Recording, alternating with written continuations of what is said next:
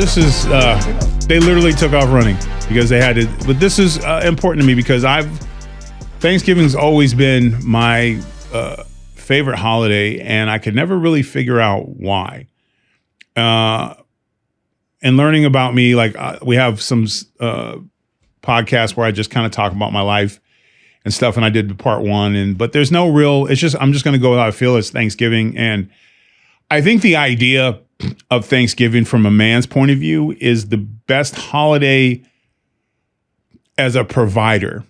And I don't know, like, you want to be able to have this giant feast to celebrate a year of hard work and success, and going into Christmas knowing that you're going to be able to provide for your family whatever presents they wanted, this, that, whatever. The other side of it can be the most stressful holiday for a man because you're limping into Thanksgiving. Maybe you're behind on bills. Maybe you haven't even thought about Christmas shopping for your family, your loved ones, or whatever. Or you're not making enough money, and things just aren't going your way. And I've had a lot of years like that, because when I look back and think about why I love Thanksgiving, I think it was the idea that you would sit at a table and everyone would say, thank you for your hard work this year. Thank you for providing. You did a great job, Dad. You did a great job, husband or boyfriend, or whatever the situation was.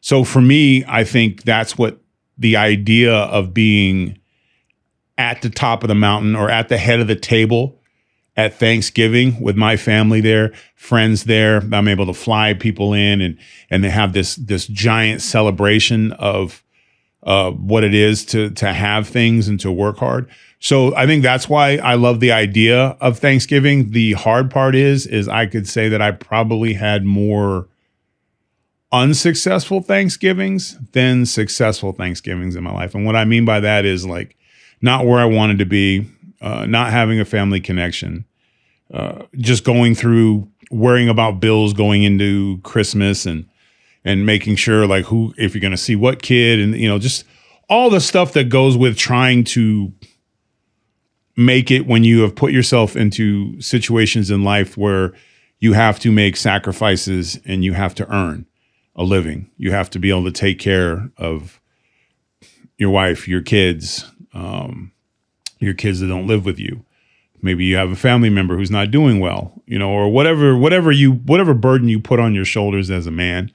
Thanksgiving, I think, is the litmus test. It lets you know how you're doing. I love the challenge of it, and you accept the failure of it, and you still have some time to turn things around before Christmas. I think it's also a time when you see how selfish and unselfish you are.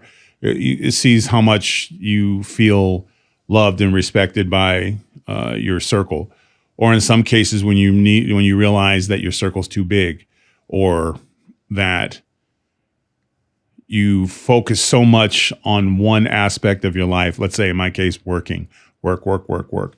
Because if you work, and because my job, I work in front of the camera, so I basically get a ratings test about how I'm doing at my job, because I can say, well, 3 million people are watching us every night in Gutfeld. We're doing good. And then all of a sudden, hey, 100,000 people are watching us. Oh, shit, we're doing bad. So you can kind of gauge where you're going. But the problem is that you want to do well so bad, and you become yes to everything, every TV show, everything, because you just want to be out there. And the more you're out there, the more opportunities you have to succeed, the more opportunities you have to maybe get your own show, the more opportunities you have to provide for your family. And selfishly, you do it also for the recognition. I work hard for all this. And you want everyone to, I guess, selfishly or arrogantly, or maybe it's just a natural human feeling that you want to be appreciated. Like, this is the holiday that everyone's thankful for Dad's hard work or your hard work, but also it lets everyone know when you didn't produce, when you didn't. Thanksgiving's, we can't fly to the relatives this year, or we'll keep it real simple because we got Christmas coming up, or whatever the case may be. You can always judge yourself. At least me personally, Thanksgiving is my litmus test. That lets me know how my year is ending. Am I a good provider this year? Do I have enough money, or do I have enough situation where all my family's bellies are full, roofs over their heads, everybody's good, I'm okay? That's what Thanksgiving has meant to me. And I think it's why it's so important to me.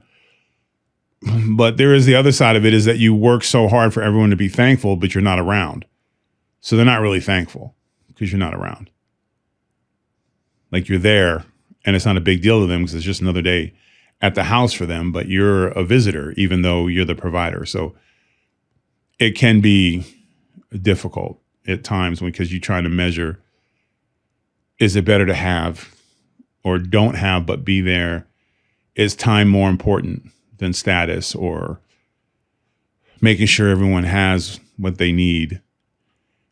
There's no right answer. I really don't. I would argue with anyone. You provide everyone have a good life and to make less work for the people you love around you. So therefore, you're not going to be there. So you have to accept that. But then you come a point, and typically when you're struggling with other things, your own shit, your weight, you're getting older, you've been sick, whatever the deal is, you go through moments of when you look at your life and be like, is this what it's all about? Is this what I'm supposed to be doing? Working in front of a camera, 5 days a week in a different place. Don't see any of my kids. Don't, never get alone time with the wife or anything like that. You start thinking, man, I blew it. I should have been home more. I shouldn't have worked so much. And then the other side of it is you see that the bills are paid 3 months ahead of time.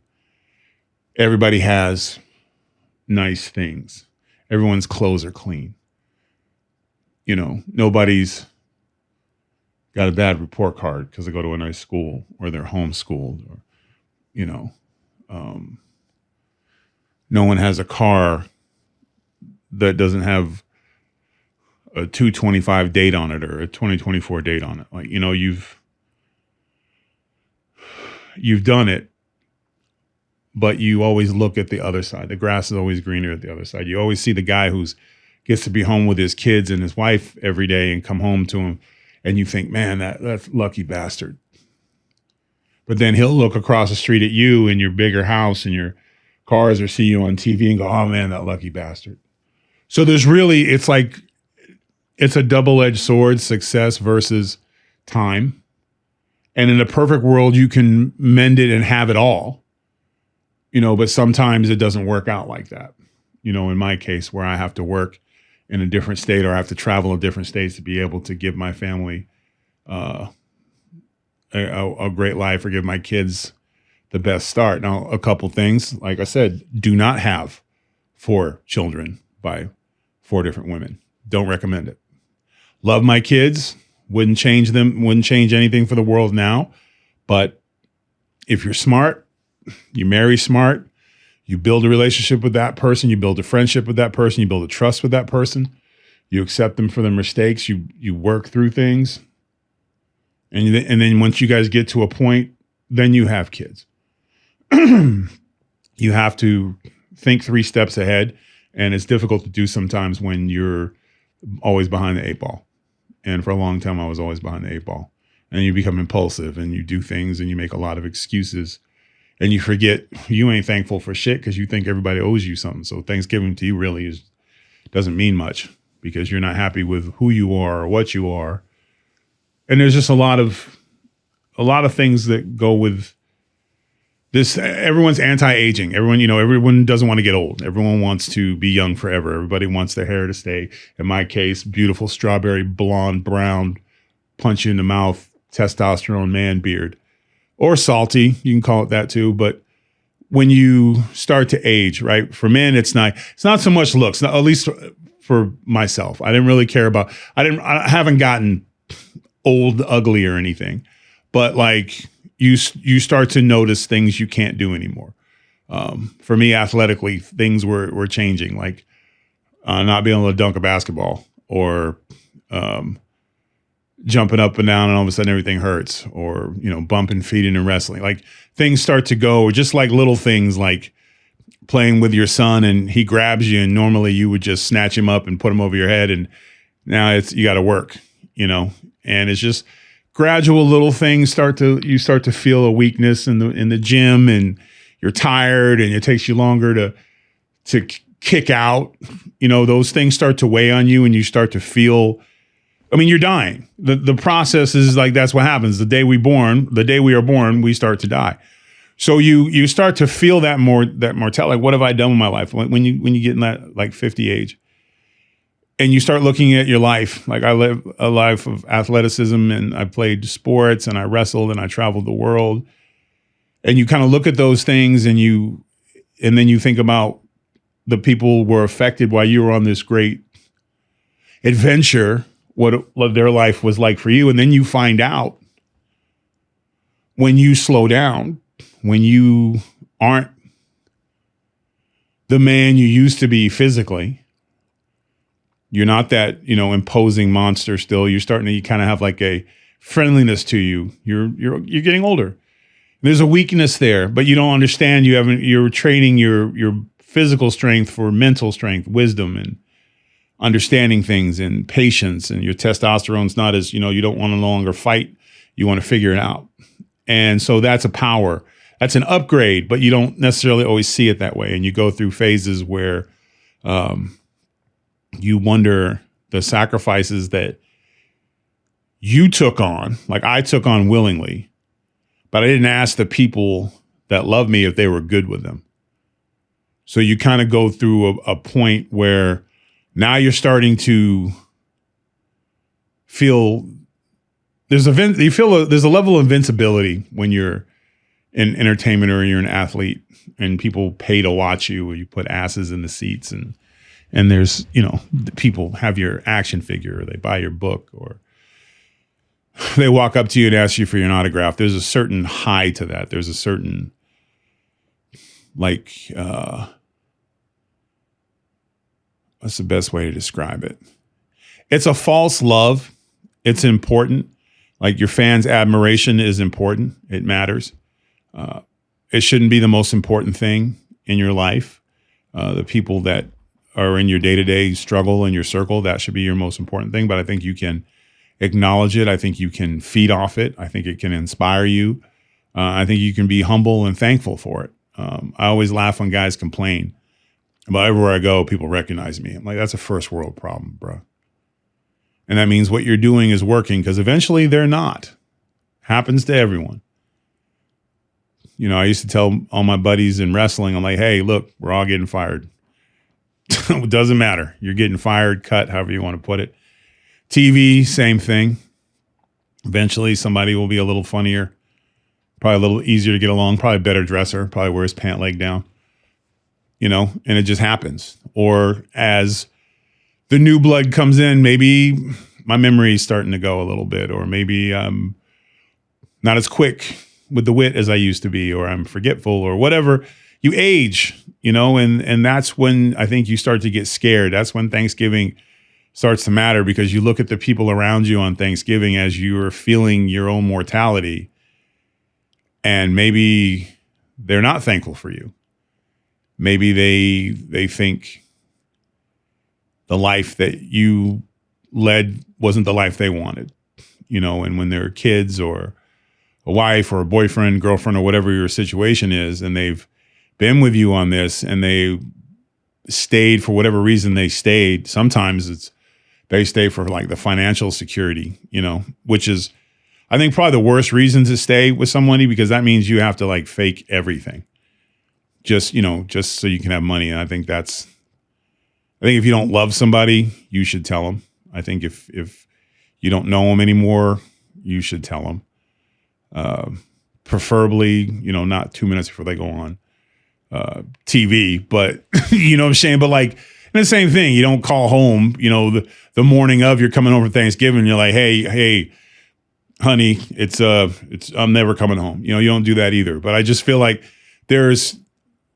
from my point of view, as you get older and you've worked this life, or you've lived this life, and you've made the type of mistakes that I've made in my life, and you've tried to rectify everything, and you've tried to do right, and you've tried to apologize and make things right with the people you've hurt. And I've really made a conscious effort to try to do that. For some people, that's not going to be enough. And a man, I think, is truly judged by how he's treated by his family when he's not himself anymore. When the fear is gone, when there's just the, not shell, but like you're older. You can't do things. You can't walk as fast as you used to. You got to wear glasses when you read, and you start talking about good old days more than you make new days, because it's just a lot more comfortable to sit in your chair with a little sun on your face. That's when you're going to know who's thankful for you and who's not. And you see it a lot when guys that you saw on TV that you thought were these great dudes because you fell in love with the character on TV, but they were not good to the people that were closest to them. So when they're not on TV anymore and they're old and they have to rely, or they're sick, or their health is going, or they're getting up in age, and their family doesn't embrace them, or they're a nuisance or a burden, which I think I think men fear that the most, is being a burden. Oh, I gotta take grandpa outside. Like you don't want people to ever not be proud of what you've done for them. I think that's a big driving force in a man's life. But at the same time, like, it's all about how you got there.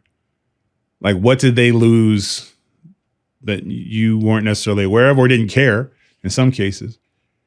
Did you do enough good in your life to the people that loved you to where when you're fallen, when you're not an alpha anymore, when you need help getting up, when you need a cane, when you got to take your medications or whatever the hell, or they got to help you to the bathroom or whatever, when you're point in that life, when it gets to that point, were you good enough for them to want to do that for you with a smile on your face?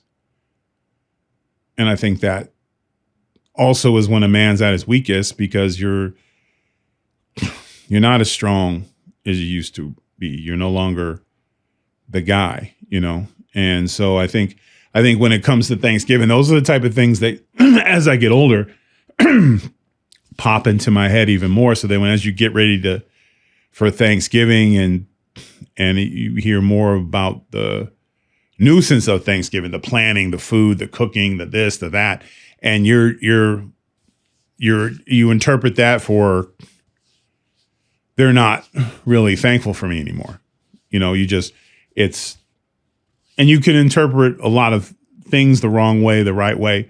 And I think just when you think about what it is to be thankful, it's one of those things in this country that I think we've kind of lost our way with. I think we've forgotten what people have done for us and every day, like little things that we should be like thankful. You should thank somebody for working with you every day or helping you, or whatever your situation is, your coworkers, your friends, like, be thankful that they take the time out of their day to acknowledge you. Like, and ass kissing fest, because the street works both ways. But I'm just saying, like, when you think about what it is to really be thankful for, you want to be thankful for your health, you want to be thankful for your success, your family, your friends, and also it should be a time of reflection. Like, how am I doing? Am I a good person? Am I a good man? Am I a good provider? Am I doing it right? Then that's, I think, why the happy ones, the ones who are thankful, probably why they take that little nap. I don't think it's itis. I think it's being super comfortable, where you take that turkey nap while your game's on, and all the things that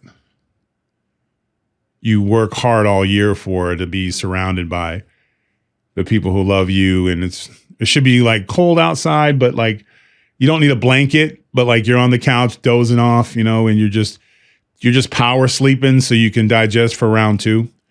But it's but like, it's a happy time where everyone is kind of taking that moment to enjoy each other and to enjoy the year and to talk about stuff and start planning for the big Christmas. Because the kids love Christmas, the wife loves Christmas, your friends love Christmas. I'm more of a grouch, a Grinch about Christmas because I know that's my bottom line suffers, and I got to pick up a shit ton of shifts in January, because I know that I tend to overgive because I'm gone a lot. So I try to really wow you. And that, as you know, that's another thing too, is like you buy these amazing gifts for the people you love because you're gone all the time. And then they'll look at it and be like, yeah, but I wish you were home more. Like, yeah, I appreciate the new car, but I really wish you were home more. Oh no, I'll keep the car, but I'm just saying, like, I wish you were here more. And that's the tough thing, is when do you draw the line? When do you say, okay, I've spent 30 years on the road, provided a good life for everyone. I think I'm going to slow down. That's another litmus test. You'll find out real quick whether it's they want time with you or they want you to keep earning.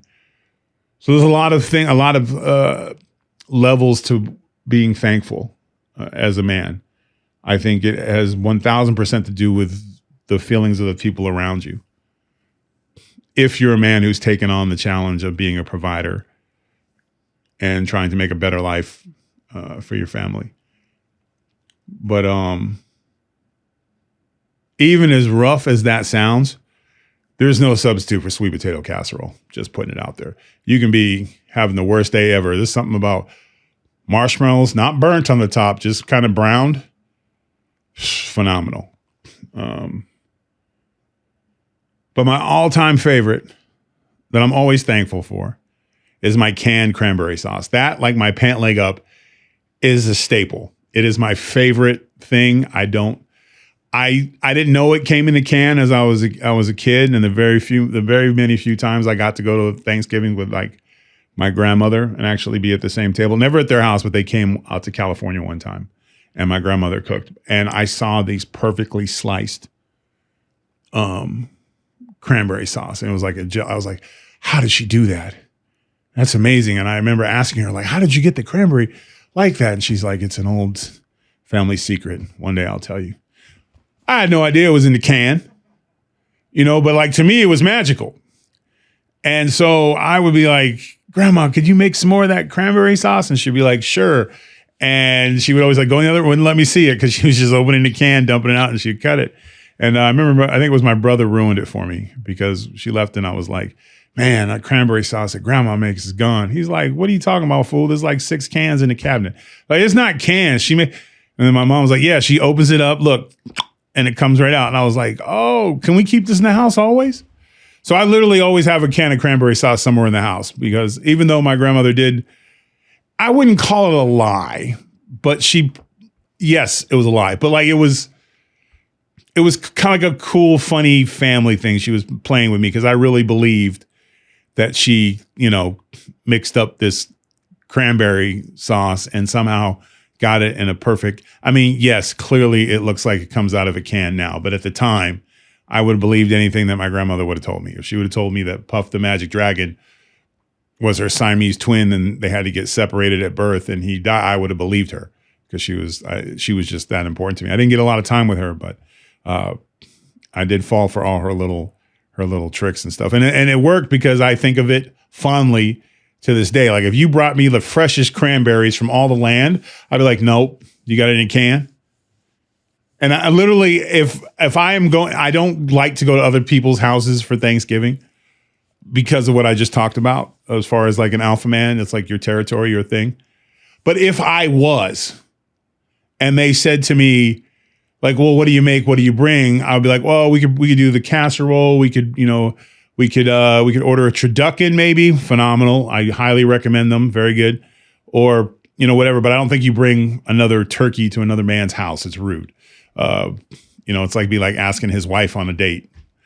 You just don't do that. But you can, like, if you have a special dish or whatever. And I would be like, do you have cranberry sauce? And they'd be like, yes, of course, in the can. No, okay, fine. That's what we're bringing. But then I won't want to share it. So, I'll just kind of look at people when they take it. And that's my issue. I got to work through that. But like canned cranberry sauce is my favorite thing. And then, of course, the turkey stuffing, mashed potatoes, good gravy, sweet potato casserole. Rolls are always good. Green bean casserole is fine, although let's be honest, it's not a day for greenery. Really isn't. Sounds good. Sounds good on paper. That's not what it's about. It's about carbs and sugars and some serious protein. It's that day. It's a loading day. It's a loading day. You're going to have some amazing gains over the next couple of days. So prepare yourself, train for it, fast going into it. And then, go full regalia, give yourself 2 to 3 days. And then once it's out your system, once you've had the leftover sandwich, you clean it all up, you put it away, and you get back to work. Because now you're on the grind. Now it's time for Christmas.